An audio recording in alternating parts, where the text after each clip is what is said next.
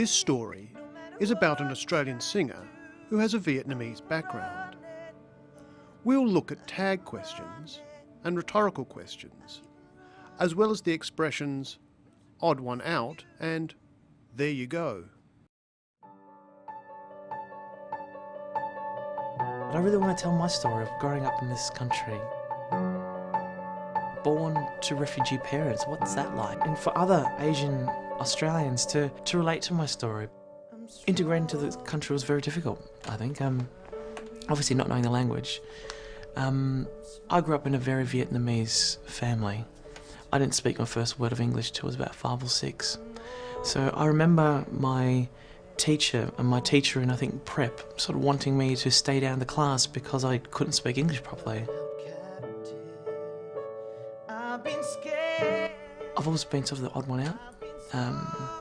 I remember being called, all sorts of names, and sort of I had a few people there that little kids can be very nasty to each other, can't they?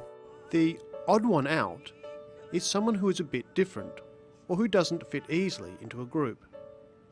Being called names is being insulted and called rude and unpleasant things. Listen again.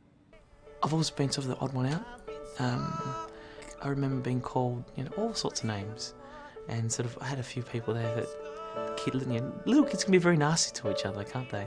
Thanh uses a tag question, can't they, to encourage agreement. He says, little kids can be very nasty to each other, can't they? Tag questions like this have a positive-negative pattern. Kids can be nasty, can't they? Or they can have a negative-positive pattern. You don't like this, do you?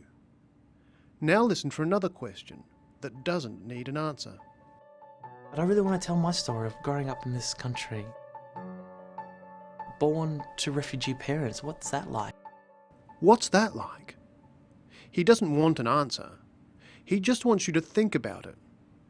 This sort of question is called a rhetorical question. But what was it like? When we got to a stage where I was about 9, 10, 11, myself and my brother would be doing all the translating for mum and dad on every level, on every front. Every level, every front, means any situation where English was used.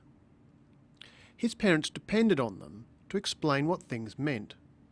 And what did he depend on his mother to do for him? I think it all started really young when mum used to sing for me for 4 hours every night without fail. She used to sing to him. Used to means it doesn't happen now. She sang to him without fail. Without fail emphasises that something always happens. She always sang to him. Listen again. I think it all started really young when mum used to sing for me for 4 hours every night without fail. Now listen for another rhetorical question. Vocal is very difficult to teach, I think, because it is such an intimate instrument. You can't see it. Hello, where is it? You can't actually see it. Again, he doesn't want an answer. He wants to emphasise a point. So we've seen that tag questions can encourage agreement, can't they? The odd one out is someone who doesn't fit in. Being called names is being insulted. And without fail means always. We'll finish with the expression, there you go, which is something you can say when giving someone something. No matter what I try to do, I keep running. I'm an artist, and that's what I am, and I can't run away from it. And if I run away from it, I'll always be half the person that I know that I can be.